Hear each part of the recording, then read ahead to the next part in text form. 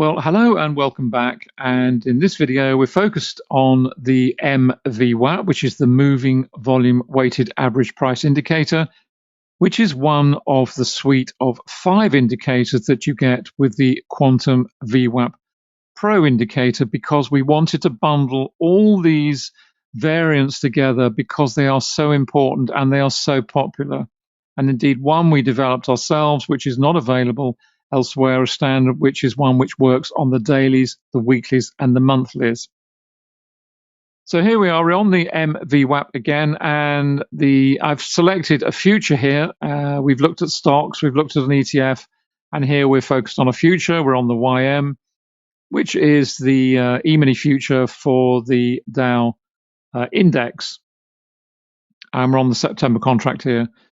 And as you can see, it works in exactly the same way. And of course, with a contract such as this, which is a 24-hour contract, then it works even better, if you like, because the contract is literally trading 24 hours a day. There are no breaks, if you like. There's no pre and post here. It's continuously working throughout the 24-hour period, or pretty much at any rate. There are very short breaks for all the contracts to be margined and called and all the rest of it. But generally speaking, these are 24-hour contracts working on Globex. This is the 5-minute. And as you can see, once again, the MVWAP works in exactly the same way. You've got the VWAP in the middle, and then you have the outer envelope, the lower envelope, and the upper envelope of the standard deviation. And once we move below here, you can see how powerful it is. The pressure of that downwards envelope really forcing the price lower, really sitting on top of that to really push the price lower as it descends. And as you can see, when you look across it, it doesn't matter what time frame you take. Let's go down to one of the slow ones here. Let's go down to 120, for example. Here we are. We've had this lovely rally. And you see this a lot where and I've mentioned it in several of the other videos we've done, in that the price will often retrace to return to the VWAP itself, which is the center line. It's very much like a magnet. So you've got the upper boundary, the upper envelope is acting as support, really helping to push the price higher and pushing the price higher. But when it does retrace, you'll find the VWAP comes into its own and also acts in the same way.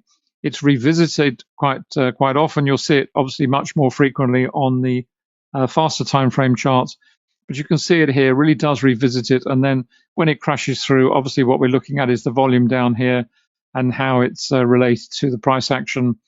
So when we're looking well out above the outer envelope, we're looking at the potential for overbought, to use that analogy, if you like. And when we're moving to the outer envelope to the downside, we're looking for potentially oversold areas away from the VWAP, and therefore a possibility of a buy. So we're looking to buy down here when we're moving down below the outer envelope to the downside, and we're looking to sell when we're moving to these regions up and above outside the upper level of the envelope. And that principle applies whatever time frame we're looking at. We're on 120 here. Just click that back there. There we go. There we are. Just click that back into place, and down finally onto the 240-minute. There we go. So it really does. If you're an index trader using this in whatever time frames, if you're using intraday, fine. If you're using the faster time frames, great.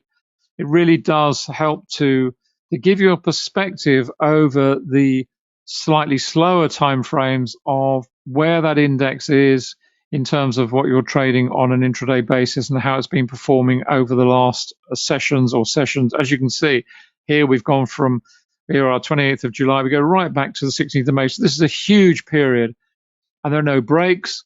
It's just seamless. The VWAP continues across all the various days contained here. There's no breaks. There's no fracture to it. It just carries on. And the default setting here is set at 21. Very quickly show you that. If we go into the indicators, click on the VWAP and scroll down, here we are. You can see the MVWAP period is set to 21. That's our standard deviation period, is set to 21, which of course you can change. And on this one, I've also increased our standard deviation a little bit here. I've increased it to 1.5 because I think that works better on the slower the time frame, the wider you can set that in that way. And there we are. That's the MVWAP that we're looking at. That was the VWAP that we've done some other videos on. And we've got the anchored VWAP.